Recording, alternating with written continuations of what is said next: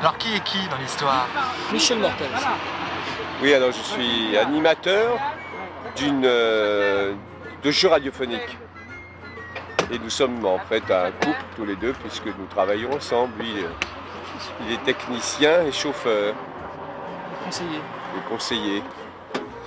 Nous errons sur les routes de France. Nous sommes les VRP du divertissement. Très bien, ça.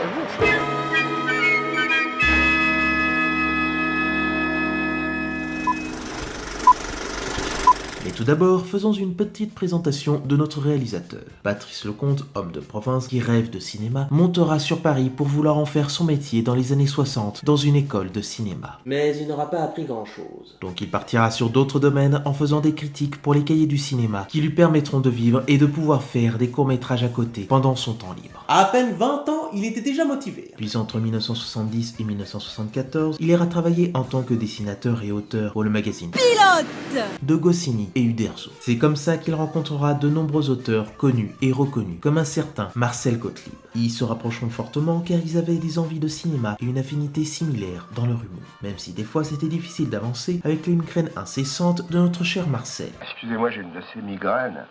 Ma tête, ma pauvre tête. Et par ce premier contact direct, ils travailleront ensemble sur un biopic de Marcel Gottlieb avec Marcel Gottlieb. Le mindfuck total.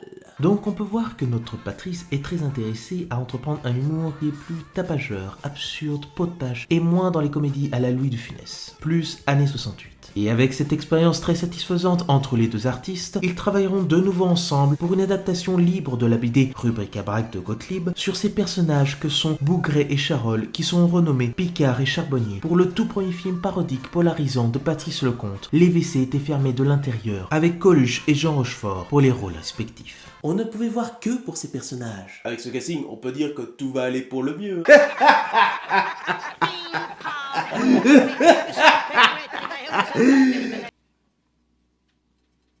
Que tu es naïf. Non, ça ne se passera pas comme le voulait le comte, car il allait être face à un mur. Que dire? Un cheval pur sang, difficile à dresser. Oui, car la première rencontre avec Rochefort était, disons-le, assez explosive. Vous savez que dès qu'un tournage l'ennuie, Jean le monte frontalement, mais là, il était pire qu'odieux. Bien que le comte eût beaucoup d'expérience dans ses courts-métrages, un film était tout autre et ça s'est fait ressentir jusqu'à arriver à un point où Rochefort voulait lui prendre sa place en tant que metteur en scène. J'ai vaguement souvenir que Patrice a été absent 2 jours, un peu par ma faute, parce que j'avais agi auprès de la Gaumont pour qu'il s'en aille, quoi. Un temps. Avec le recul, c'est surréaliste, hein, quand même, comme situation.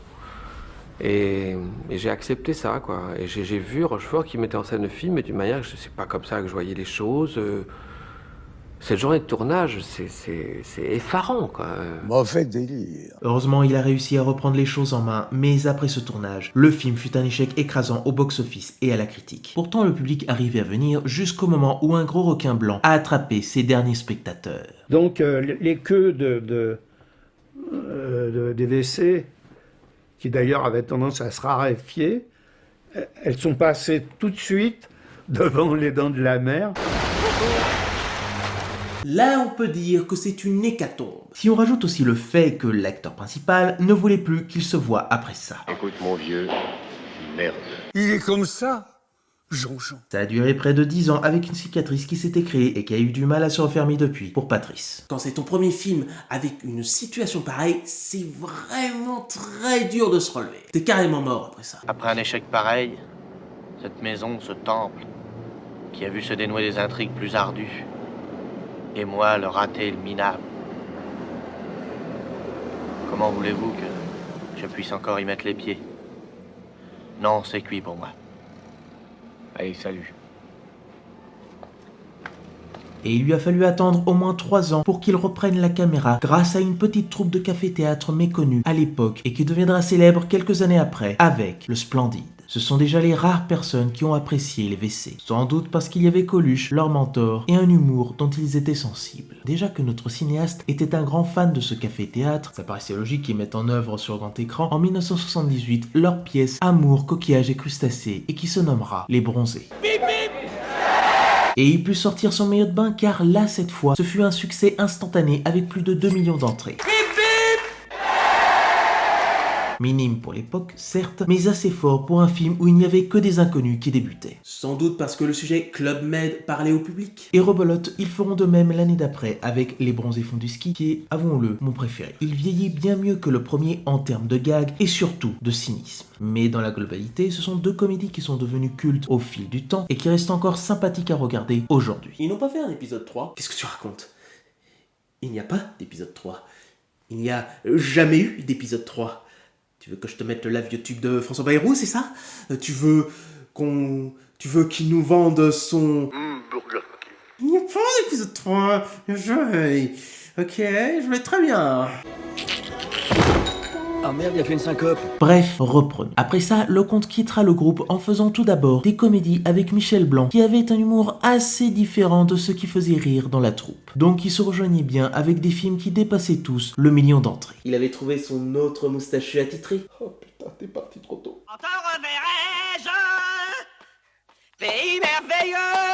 Mais Patrice sentait qu'il ne voulait pas faire que des comédies. Et c'est là qu'en 1985, il proposera son premier film d'action et buddy movie avec Gérard Lanvin et Bernard Giraudot, les spécialistes. On me dit parfois, Tandem, ça a été un tournant pour vous.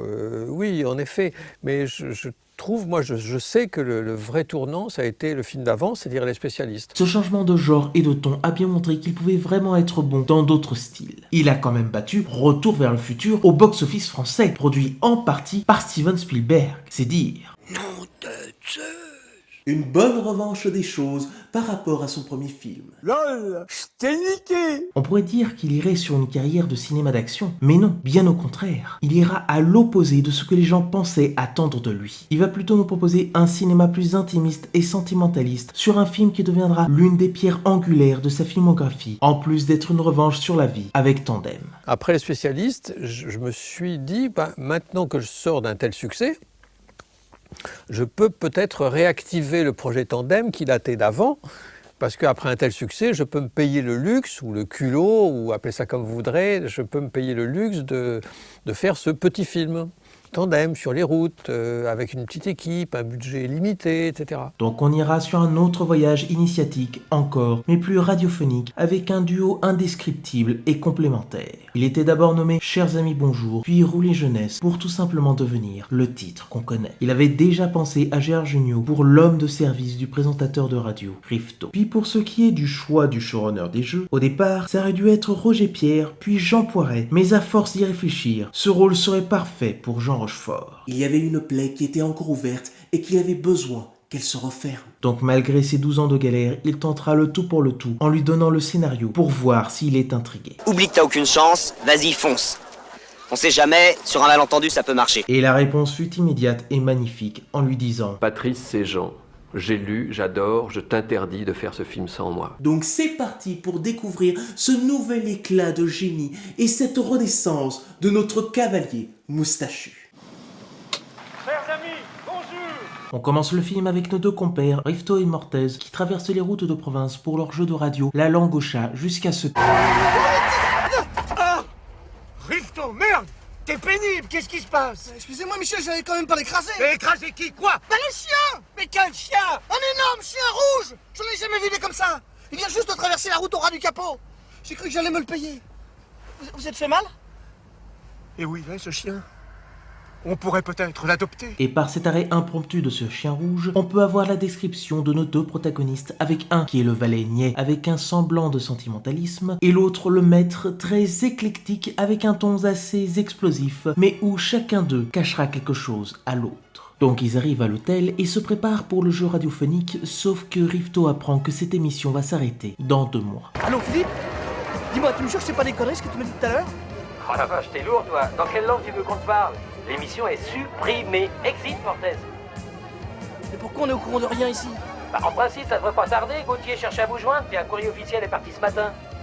En tout cas, bon courage pour l'annoncer aux vieux, hein. Allez, salut! C'est là qu'il va tenter de lui cacher cette vérité tout le long de ce petit tour de France, tout en montrant les dérives de notre Mortaise ainsi que de ses faiblesses. Donc ils vont de province en province, de ville en ville, d'hôtel en hôtel, avec de moins en moins de public et de moins en moins de budget, tout en montrant de plus en plus leurs relations assez pittoresques, qui évoluera en plus de rajouter cette chanson italienne qui se répète en long et en large et en travers pour entrevoir leur névrose et leur amitié. La bromance, tranquille. Une bromance avec des failles. Une bromance qui mange, joue au Monopoly, fait la fête, danse et joue au casino. Peut-être que pour le dernier, ça va un poil trop loin. Où les jeunesses? Ça suffit! Ensuite, après ce coup dur, nous les suivons un autre soir dans une autre bourgade du coin, séparément avec Mortaise qui croit encore dur comme fer qu'il est au-dessus des autres, jusqu'à virer au cauchemar pendant une partie de la Langocha avec le club des cons, accompagné d'un maître de cérémonie qui n'est autre que Jean-Claude Dreyfus. Oh putain, il a son costume de la marque Marie. Il va nous vendre de la bouffe à foison. Entre-temps, nous avons Rifto qui pense avoir une touche, mais que c'est lui qui est en touche et que c'est la fille qui la tient par les saucisses. Ça montre assez bien que quand ils ne sont pas ensemble, ils semblent perdus et délaissés en montrant encore plus leur peine. Donc après cette nuit rocambolesque terminée, ils reprennent la route et c'est là qu'une explosion de colère saute à la gorge de Momo devant ces pique-niqueurs de route. Français! Et voilà qu'à cause de tout ce tintamarre, ils ont une panne de voiture. Saloperie de bordel de merde! Ça y est, c'est foutu, elle est noyée. Dans le mot pique-nique, il y a pique et nique. Ça veut tout dire. Ça commence mal, frère. Mais bon, étant sympa, ils vont pousser la bagnole et pouvoir faire l'émission avec eux en mangeant des chips. Chips? Et comme pour chaque road trip, il faut bien que ça se termine car avec le peu de public, il y avait un sentiment de faim avec Mortaise qui a découvert la vérité. Michel, il faut que je vous explique. Non, laisse. Je sais tout. Et toi, il y a longtemps que t'es au courant?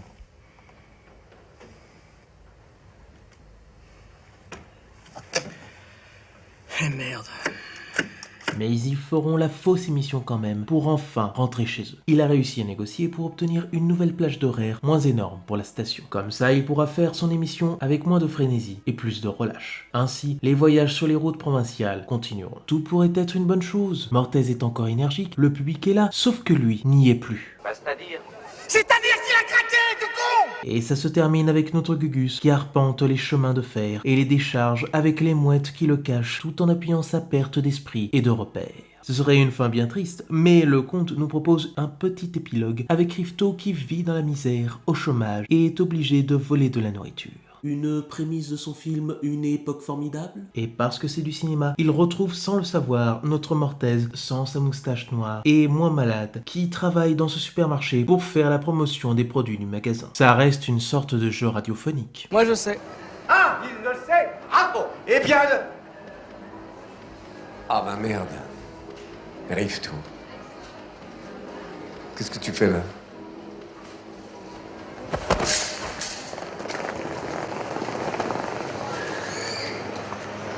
Quel con! Après ces retrouvailles, ils ont envie de commencer un nouveau départ vers d'autres horizons. Sans déconner? Sans déconner. Et c'est vraiment, absolument fini. I gotta tell you, it was perfect. Perfect. En conclusion, c'est toujours difficile de trouver les mots devant Tandem, car je considère toujours que c'est le plus beau film de Patrice Lecomte. D'un simple road movie, il y découle une mélancolie débordante pour entrevoir toutes les peines et les tristesses de ce duo. Puis si on le regarde premier degré, ça peut sembler être une relation de maître à serviteur, sauf que si on suit l'évolution des personnages au fil du voyage, on entreaperçoit une amitié bien plus forte qu'elle ne l'était à la base. Il y avait déjà cette admiration qu'avait Rifto sur son patron qui changera pour le mieux. Plus qu'une histoire de rapport de force et de rapport de servitude et de maître, c'est une histoire d'amour. Je pense qu'il y a la même capacité d'amour et d'admiration qu'il y a chez Sganarelle face à Don Juan ou chez Sancho Panza face à Don Quichotte, quoi. Sauf que le film est totalement intégré et impliqué dans un monde contemporain et avec tout ce qu'il y a de vrai et de dérisoire dans l'époque qu'on vit. Tout d'abord, je voulais parler de ce film car, de mon point de vue, il était vraisemblablement le Don Quichotte qu'on n'a pas pu avoir avec Jean Rochefort. J'ai vu du Don Quichotte et du Sancho. Mais d'autres diront que c'est du Don Juan et du Sganarelle. Même si ce n'est pas l'objectif principal de Leconte de moderniser l'ouvrage de Cervantes, il y a des éléments qui montrent le contraire, inconsciemment ou non, avec des idées quelque peu fantaisistes qui amènent à cette réflexion. On a ce début avec ce chien rouge qui peut être pris comme le début de leur aventure fantasque. On a aussi cette peur qu'un cycliste balance son vélo sur la route ou encore ce combat indéflectible de Mortez contre ceux qui mangent au bord de la route. C'est des cons, je te dis! C'est des trucs qui parfois me trottent en tête et qui peuvent me surprendre moi-même, hein, mais j'ai confiance. J'ai confiance dans ces choses non quotidiennes. Non pas que je les recherche désespérément en disant « faut faire bizarre pour faire bizarre ». C'est pas ça. Il faut que ce soit sincère aussi, que ça vienne spontanément. Il y a des choses biscornues, décalées, appelle ça comme tu voudras, qui me viennent, que je ne cultive pas maladivement du tout, mais qui me viennent spontanément et dont je pense que c'est bien. Je ne me pose pas la question de dire ça va être accepté, pas accepté, est-ce que c'est trop bizarre, pas assez. Non, il faut qu'il y ait quelque chose de spontané, de naturel. Il y a la voiture de notre équipe de choc qui peut représenter le cheval Rocinante qui n'est plus trop à jour et pourrait les planter à n'importe quel moment à cause de sa marque vieillissante. Il est un élément essentiel sur ce chemin parsemé d'embûches. Et bien qu'il n'y ait pas de moulin à vent à attaquer, cette langue au chat peut être cet affrontement perpétuel de nos protagonistes. Ils se battent contre vent et marée alors que cette émission était le bien-être de nos héros pour devenir un énorme clou dans leurs pieds. C'est un moulin pas facile à discerner qu'il faudra s'en défaire ainsi que ce qu'il y a au fond d'eux. Oui, car au fil de cette excursion, ils cachent une certaine vérité d'eux-mêmes. On a d'abord Rifto qui cache l'annonce de la fin de l'émission, mais aussi une admiration débordante envers son patron. Et puis on a Mortez qui cache une solitude insatiable en faisant croire à tous que sa femme l'attend, alors que nous apprendrons au fil du récit que non, il n'y a personne au bout du fil. Il sera exactement 13h44 minutes.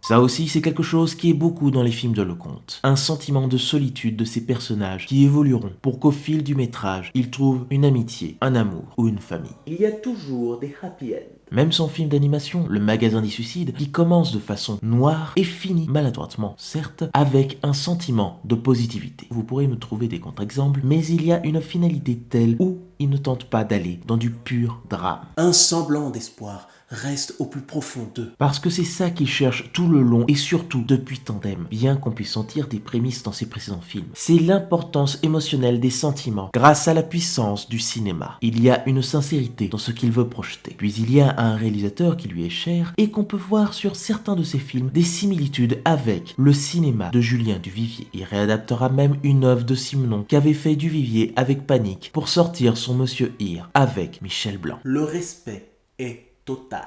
Déjà, le cinéma de ce cinéaste d'un autre temps a une importance capitale de faire partie d'un des courants du cinéma français des années 30, le réalisme poétique. Il nous présente des personnages qui sont souvent dans un environnement prolétaire, à cette période du Front populaire, qui vivent dans une situation très marginalisée, de précarité, avec souvent un fatalisme qui leur est propre. Ça peut être l'un des ancêtres de ce que deviendra la nouvelle vague. Et quand tu vois des films de Duvivier, faut clairement pas broyer du noir. Mais comme je l'ai dit précédemment, Patrice, même s'il propose des personnages tortueux, il ne les mettra jamais dans une fatalité négative. Il ne laissera pas son cinéma nous plonger dans une noirceur totale. Puis, je pense qu'il y a un film de Duvivier qui peut se rapprocher de Tandem avec La Fin du Jour. Car il montre aussi des personnages vieillissants qui sont à un cap de fin de vie de leur métier de comédien. Ce n'est pas ma faute, je suis vieux. Tout comme Mortez qui croit encore apte d'exister en se pensant vivre dans son passé idyllique du monde radiophonique alors que la réalité le rattrapera avec ce surmenage qui l'amènera dans une folie impossible à rattraper. Et par son look éclatant, il m'a fait penser à celui de Louis Jouvet qui se croit toujours jeune dans sa tête sans savoir qu'il est lui aussi en train de perdre son état d'esprit. Entrez, Altesse, entrez. Vous êtes le bienvenu chez Dronjois. Vous pourrez me dire que Lecomte a plus fait un hommage avec les Grands-Ducs en donnant une approche plus bon enfant et comique, parce que ça traite aussi des comédiens vieillissants qui veulent prouver qu'ils ont encore la patate. Je suis en plein boom. J'explose. Mais je reste convaincu qu'il y a certaines choses entre La Fin du jour et Tandem, avec ce ton rempli de tendresse et de mélancolie. Il y a bien évidemment une peur du vieillissement qui se voit tout le long du parcours de notre star. On a déjà ça quand il est avec les bourgeois provinciaux qui lui posent des questions à rallonge sur l'émission La langue au chat, où il n'est plus complètement sur les bons rails du train.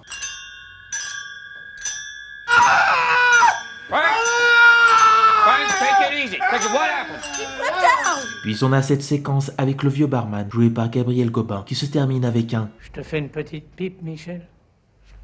Une petite...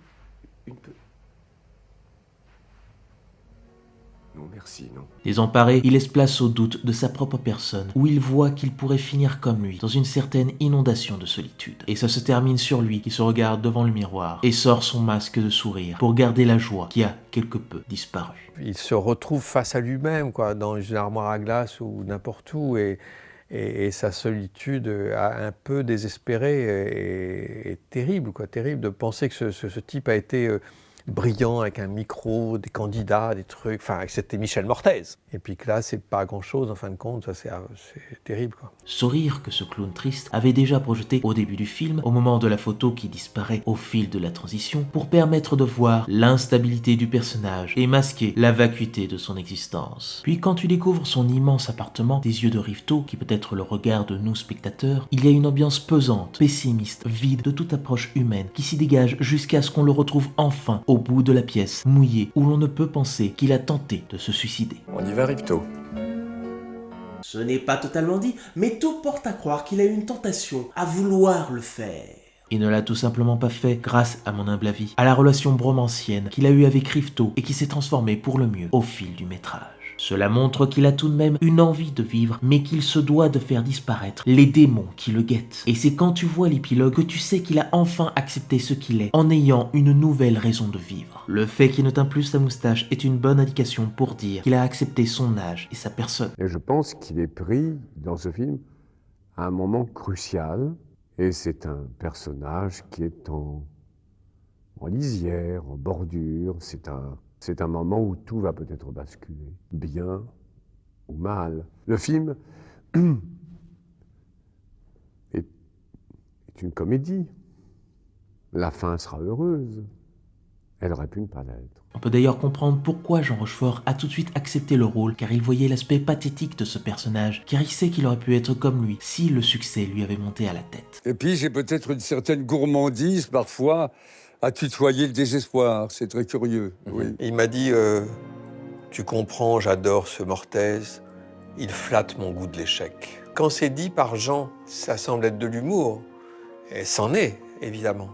Mais il y a toujours quelque chose de vrai derrière ces choses-là. Car si on revient sur cette partie de la vie de Rochefort, un court instant, à la première moitié des années 80, il avait commencé à avoir une nouvelle désillusion de sa carrière d'acteur, avec des films qui ont été des échecs ou une insatisfaction du produit final de certains, en plus de sa rupture avec Nicole Garcia. Il voulait même clairement arrêter son métier et rester seul avec ses chevaux. Oh putain, la vie de moi, c'est quoi cet enfer? Quand je dis qu'il y a des hauts et des bas avec lui, c'est pas des conneries. Et ce film, en plus de son moment avec Winnie l'ourson, lui a vraiment donné un retour éveillé de lui-même. Là, ce n'est que mon interprétation, mais on peut y voir une suite de son parcours où, dans les années 70, avec les films de Yves Robert, il était Étienne d'Orsay, le quarantenaire séducteur giscardien, où il avait encore la forme et tout allait pour le mieux avec ses amis et sa famille. Et là, avec ce Mortez, on a une vision de cette France plus sombre, du cinquantenaire proche de la soixantaine, qui s'approche de la retraite, à cette époque du mitterrandisme, où le chômage a explosé. Oui, dans les années 70, le chômage avait explosé, mais c'était pas pareil. Et que ce rêve d'une France en luminance, grâce à la victoire de la gauche, se mettait sur une France en perte de repères, qui a continué à se détériorer jusqu'à nos jours. Pays de merde!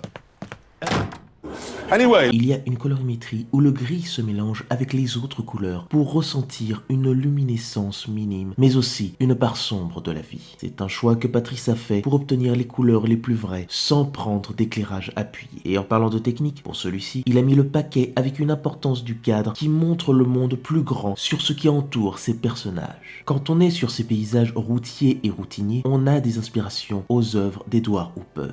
Puis ça laisse place aux éclats de Mortez lorsqu'il est face à ses pique-niqueurs sur le bord de la route, ou encore avec ce moment rempli de peine lorsqu'il marche à la décharge avec ses mouettes qui l'entourent et l'effacent. On laisse place à la confusion mentale du personnage. Et cette confusion se place aussi dans des coins plus serrés, plus intérieurs, qui décèlent en lui et en Rifto leurs doutes, leur perte de repères. C'est à partir de ce film aussi que Patrice a commencé à vouloir filmer lui-même ses plans. Jusqu'au spécialiste, je travaillais avec un cadreur, je lui demandais ce que je voulais, etc. Mais c'est pas moi qui exécutais le cadre, c'est pas moi qui filmais. Et à partir de Tandem, j'ai pris cette fonction de cadrer moi-même les films. Et j'ai plus jamais lâché ça et je le céderai plus jamais à personne. Ensuite, ça se sent beaucoup plus que c'est lui qui les a choisis, avec ce choix du cinémascope qui déborde de cette impression de grandeur, de puissance évocatrice et de cinéma. Et le fait que ce soit un projet personnel de son réalisateur se ressent sur chaque parcelle de la pellicule, ainsi que sur son sentimentalisme adéquat. C'est son véritable film de la maturité. Et quand on connaît les péripéties qu'il a eues avec Jean pour son premier film, on peut y voir des restes de ce qu'il a vécu dans ce métrage. En somme, ça s'est plutôt bien passé.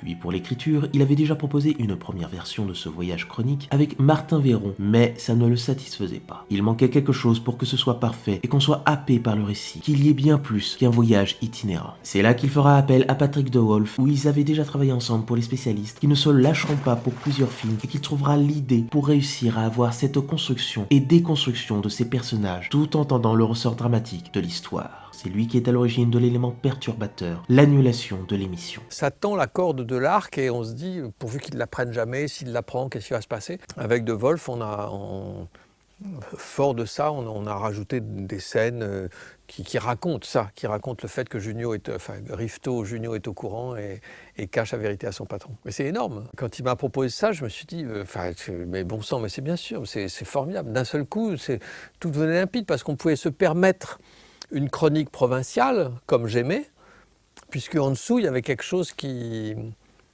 rôdait. Il y avait des nuages de rage qui s'amoncelaient au loin. Et c'est un peu comme si Mortez était aux commandes d'un avion et qu'il ignore que les réacteurs sont en feu, quoi. L'image est violente, hein, je suis d'accord. Il fait chaud là d'un coup. C'est donc là qu'au fil des aventures, il y a une préparation de suspense. Pas comme à Hitchcock, rassurez-vous. Mais assez simplement bien ficelée pour qu'on soit intéressé par l'avancée de leur périple. D'ailleurs, les dialogues sont très bien écrits pour avoir cet effet ping-pong sur les répliques. Et parfois, un dialecte sur les mots assez absurde. Il y a une pure mélodie dans les phrases qui ne s'arrête jamais et ne met jamais en faille la rythmique du film. C'était parfait. Puis il ne faut pas oublier l'autre sujet du film, c'est la façon dont Patrice Lecomte décrit ses animateurs de radio. À une époque où il n'y avait pas de caméra dans les studios, ils vivaient dans un anonymat insatiable et seule leur voix pouvait nous permettre de les reconnaître. C'est d'ailleurs assez amusant de voir Mortez porter ce genre de costume alors que personne ne va le voir à part le public pour les moments extérieurs. Et à l'instant où il ne porte plus de cravate, il sait que ça ne sert à rien d'avoir un look voyant puisque personne ne le verra vraiment. Bah tu sais, c'est de la radio, hein. Et pour ce film, Lecomte s'est inspiré du présentateur Lucien Jeunesse qui avait marqué un bon nombre de publics, dont lui avec son jeu des 1000 francs ou encore Jean-Pierre Descombes pour son jeu de 20 heures. Sauf que, comme il le dit, c'est une fiction donc il ne tente pas trop de vraiment s'approcher de la vie de l'animateur radio, bien qu'inconsciemment, lorsqu'on s'y penche d'un peu plus près, il y a des choses qui s'en rapprochent. Il garde ce côté saltimbanque pendant le jeu, où notre spectateur est en osmose avec ses spectateurs de province. Même si c'est montré de façon fictionnelle, il présente quand même une partie de ce métier de façon négative lorsqu'on le voit hors du micro. Et je pensais tout le temps à la vie de cet homme-là. Qu'est-ce qu'il fait le soir, une fois que l'émission est terminée, toute la journée il fait quoi, alors est-ce qu'il va boire des coups au café du coin puis qu'il compare le vin blanc avec un autre café, je sais pas, mais je dis ça sans moquerie, c'est-à-dire Je trouvais ça émouvant d'imaginer la vie de Jean-Pierre Descombes. Donc j'ai été plus inspiré par Jean-Pierre Descombes et Lucien Jeunesse, bien sûr. Et ça peut tout vraisemblablement parler pour n'importe quel métier avec micro. Est-ce que les présentateurs télé, les chroniqueurs ou même les youtubeurs et streamers sont vraiment comme ça, avec une jouissance dans ce qu'ils font? Devant la caméra, on a une énergie débordante qui monte, mais lorsqu'elle n'est plus, on ne sait si la personne et le personnage interprété sont toujours connectés et s'il y a une véritable positivité hors des plateaux. Je suis un seigneur, moi! Puis parlons de la manière dont Lecomte présente la Provence, car il y a quelque chose qui pourrait déranger sur ce style. Ils mettent en avant les lieux où le temps est toujours maussade, les hôtels font partie de la 3e catégorie du carrosse, ou encore ses habitants qui sont soit des fanas envahissants, des beaufs en jogging, des bourgeois bien confis dans leur manoir, etc. C'est là où tu peux te poser la question si ce film donne un certain attachement sur ce qu'il veut montrer, ou une vision très acide du milieu provincial. Je suis incapable de faire un film pour montrer du doigt les gens en disant regardez comme ils sont petits, regardez comme ils sont médiocres, regardez comme je les aime pas. Je suis incapable de faire ça. Si je prends le temps d'écrire, c'est parce que j'aime les personnages que j'ai inventés, même s'ils ne sont pas a priori reluisants, sensationnels et tout ça. Mais j'ai toujours eu plus de goût pour les petits que pour les grands. Il y a une représentation de 2 anti-héros qui ne sont pas dans leur milieu. Mais je garde en tête cette réplique cinglante de Rifto. Vous savez, Michel, c'est votre public. Tout en repensant à l'insulte qu'a dit Mortez. Même si Lecomte dit qu'il ne veut aucunement se moquer de ses personnages, on peut y voir de façon inconsciente le français véritable où il dépeint tous ses défauts. Après, il y a 2 personnages qui sont féminins et n'ont pas une fonction de ridiculiser les personnes des petits villages, car elles résistent aux personnages masculins qu'elles suivent. Il y en a une jouée par Julie Jézéquel qui veut tenir le lit de Rifto et une autre jouée par Sylvie Grenotier qui veut connaître le vrai Mortez. Sauf que ça enfermera encore plus notre maître de cérémonie pour casser encore plus son mythe et se préparer à la chute de cette chronique provinciale. Je suis fatigué. Alors laissez-moi. Je suis désolée, je voulais pas vous faire de mal. Eh bien, c'est fait. Puis on peut l'associer avec un autre genre, le road movie. Oui, car ce ne serait pas Tandem sans ces routes infinies qui surplombent l'horizon, nous entraînent dans des coins reculés où le touriste ne mettrait jamais les pieds sur cette France profonde. Une autre des spécificités du cinéma de Patrice Lecomte, c'est qu'il a toujours besoin que ses protagonistes prennent leur envol pour découvrir d'autres panoramas et trouver ce qui leur manque. Ce côté itinérant, ce côté représentant de commerce un peu, faire la route, descendre, mettre le moteur en marche et tailler la route, les perspectives des autoroutes, les lignes de fuite, les stations-service, tout ça, je suis très sensible à ça. Oui. Donc, à l'instar de beaucoup de films américains et d'autres, il nous fait entrevoir les distances indéfinissables de l'autoroute, la solitude de nos personnages et la voiture qui est un personnage à part entière. C'est loin, mais c'est beau. Hein. Mais vous avez remarqué aussi qu'ils font du surplace en restant dans plusieurs villages avec une semblable répétition de leur exercice quotidien, tout en évoluant et en apprenant un peu plus d'eux. Ça devient une sorte de boucle temporelle qui, quand elle s'arrête, elle s'autodétruit. Ce n'est qu'à la fin que cette boucle reprend, tout en n'oubliant pas que les protagonistes ne sont plus comme au début du film. Et cette réplique... Alors regarde bien le paysage, parce qu'on n'est pas près d'en venir, sonne un constat d'une joie de vivre, mais aussi une vision amère où ces deux-là n'ont pas trouvé leur place dans notre quotidien. Car dans tout road movie, il y a la sensation de liberté et de recherche de soi, de sa propre existence, de la souffrance qui est enfouie en nous pour tout exploser en plein vol au fil de ce voyage spirituel. C'est peut-être ça le cœur d'un road movie. L'autre, celui qu'on croise par hasard, celui qu'on apprend à aimer, celui qu'on croyait détester, et parfois, celui qu'on doit laisser derrière. Le voyage, c'est jamais vraiment pour voir autre chose. C'est pour se voir soi-même, à travers ce qu'on découvre. Et parfois, ce reflet fait peur. Et enfin, parlons de notre duo de choc. Déjà, ils ont vraiment des looks assez improbables, avec tout d'abord Gérard Jugnot qui s'est rasé la moustache et porte une moumoute assez visible à souhait. C'est louche! C'est déstabilisant au début, mais tu finis par t'y habituer. Un peu comme celle d'Yves Montand dans I comme Icare. Ah, c'est sûr, ils font la paire, hein. Puis, pour celui de Jean Rochefort, étant un fan des Azous, il a vraiment voulu s'appuyer sur ce style, en plus de teindre sa moustache en noir. De quoi donner une identité propre, mais aussi une histoire rien qu'au costume. Et dans ce tour d'horizon, on arrive à percevoir des choses ici et là d'eux, comme lorsque Mortez dit que Rifto... Ce que mon chauffeur n'ose pas vous dire, c'est qu'il est diabétique au 2e degré et que son état réclame des soins constants. Alors que c'est plutôt lui qui l'est au fil des nombreuses piqûres. Tout comme on apprend qu'il vit une certaine rupture de couple et n'arrive pas à changer les choses au fond de lui. Juste quand il lui demande s'il a été en couple avec Martine Carole, ancienne star populaire avant Brigitte Bardot, ça rajoute plus de questionnements sur son passé. Si on le dit, c'est que ça doit être vrai. Tout ce qu'il peut avoir de vieilles séductions dérisoires, c'est parce qu'il laisse courir le bruit que peut-être. Ils ont tous des secrets et un certain doute d'eux-mêmes. C'est pour ça qu'ils se suivent mutuellement et que cette entente dépasse la relation de patron à salarié sans aller sur une relation homosexuelle. C'est clairement une relation compliquée au début, certes, mais qui évolue pour que ça devienne d'égal à égal. Il y a quelque chose de siamois chez ces deux hommes. C'est très complexe. C'est à la fois moi, je suis à la fois son fils adoptif, je suis à la fois sa nounou, son souffre-douleur, mais je peux être aussi sa maman. Alors, il y a une interaction entre les deux personnages. Je crois qu'ils ont vraiment besoin de l'un de l'autre. Ils sont sur un tandem, quoi. S'il y en a un qui freine, l'autre ne peut pas pédaler, quoi. On se connaît pas, mais on s'aime bien quand même. Bien sûr, Michel. Bien sûr. Alors, ça va. Et alors que Gérard Jugnot aurait pu faire office d'un faire-valoir, il arrive pleinement à avoir une caractérisation de son personnage. Cette fois, on l'emmène dans le genre plus dramatique où il ne pourra pas tenter d'aller, comme à son habitude, dans les aigus et le surjeu. De toute façon, il est bien meilleur lorsqu'il s'éloigne de la comédie. C'est un fait. Il devient aussi intéressant que Mortez. D'ailleurs, si on regarde bien, ils ont le même temps à l'écran pour approfondir qu'ils ne sont rien sans l'autre. Et bien sûr, que dire de la performance de Jean Rochefort qui s'appuie beaucoup sur lui-même avec cette passion débordante du goût de l'échec. Il est en parfaite confiance avec ce qu'il joue. Quand j'ai vu les premiers rôles, je me suis dit je peux jouer plus large encore. Et donner à ce personnage une dimension tragique que j'avais vraiment profondément envie de donner. Mais tous ces gens-là m'ont dit tu peux.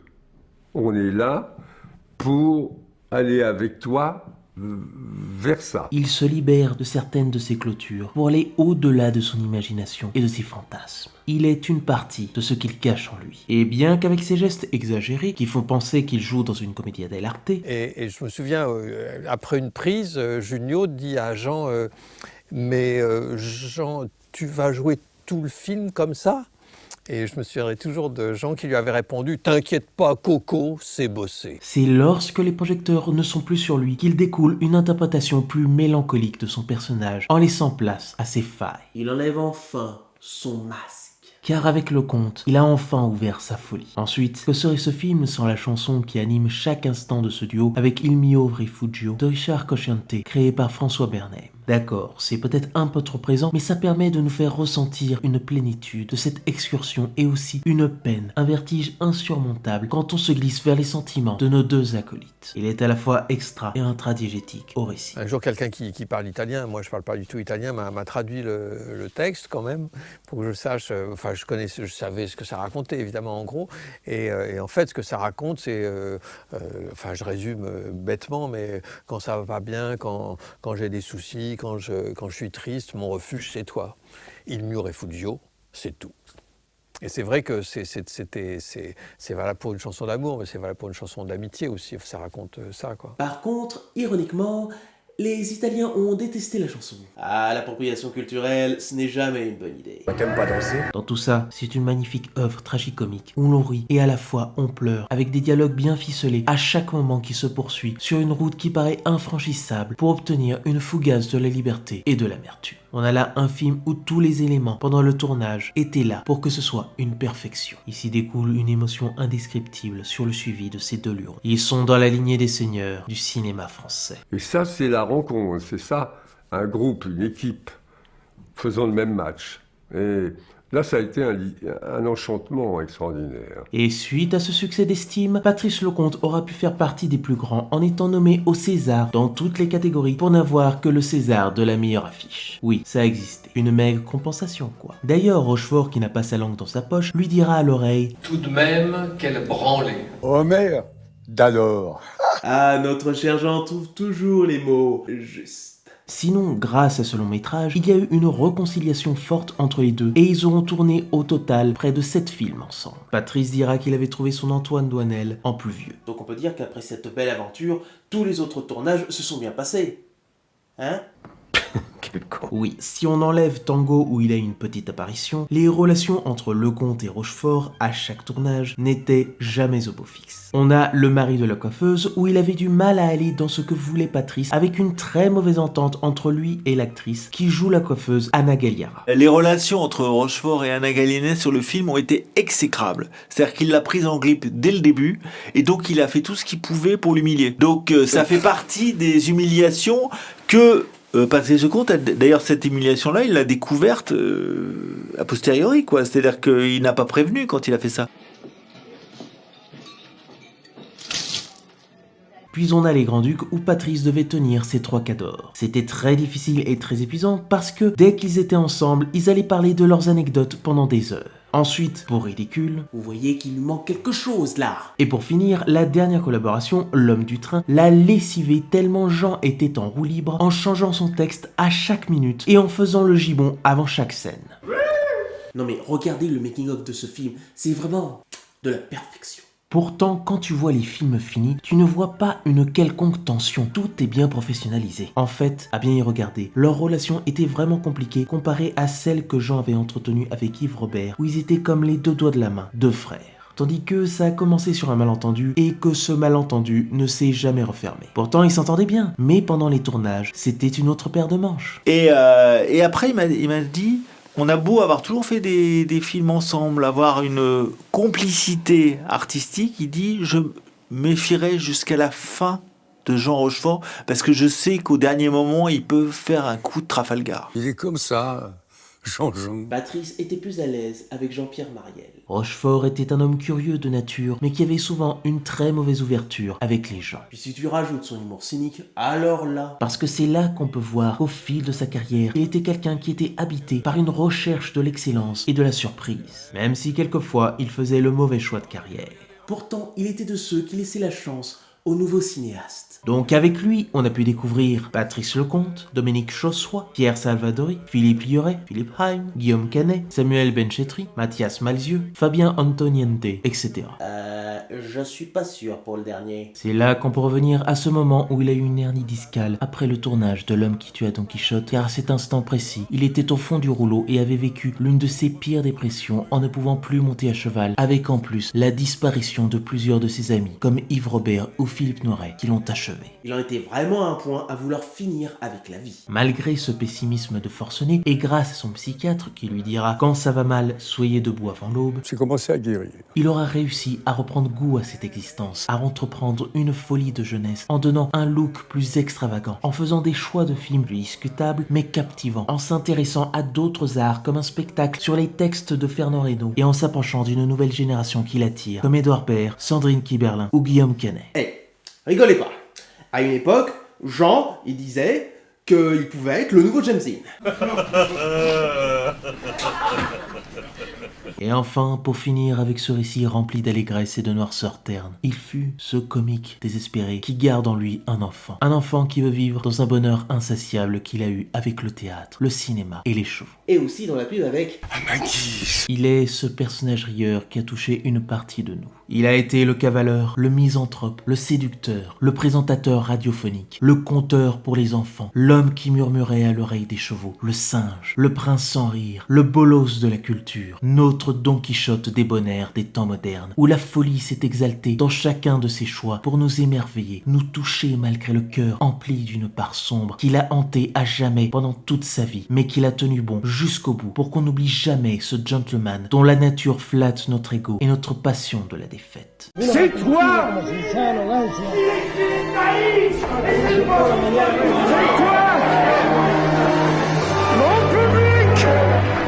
Un imparable homme aux doubles facettes où la mélancolie nous offre un tout, une espérance à chercher une petite lumière afin de se sauver de l'incommensurable positivité qui nous reste de notre vie. Du patois breton, il est ce Ouidou, un esprit simple. Allez, Salut l'artiste. Et terminons ce récit en le réécoutant une dernière fois à son César d'honneur de 1999. Sur ce, je vous dis à la prochaine et je mentionne les films que vous oubliez de mentionner. Quant à moi, mesdames, messieurs, j'espère tenir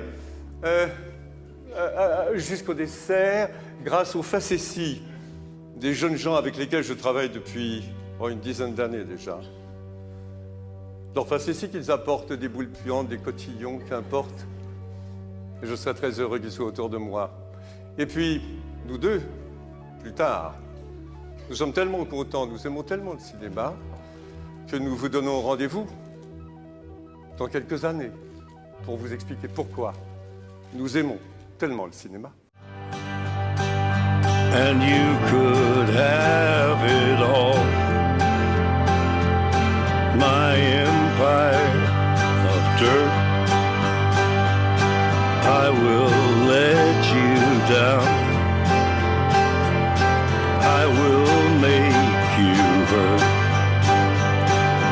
If I could start again, a million miles away, I would keep myself. I would find a way. Quel conseil donneriez-vous, vous parliez d'élèves, à des jeunes gens qui actuellement débutent dans la carrière? Je sais que c'est une question classique, mais... Oui, je leur dis, si la vie de tous les jours vous suffit, ne devenez pas comédien. Si vous avez l'imagination à revendre, une imagination qui vous gêne, tellement importante qu'elle vous gêne dans la vie de tous les jours, alors allez mentir sur une scène.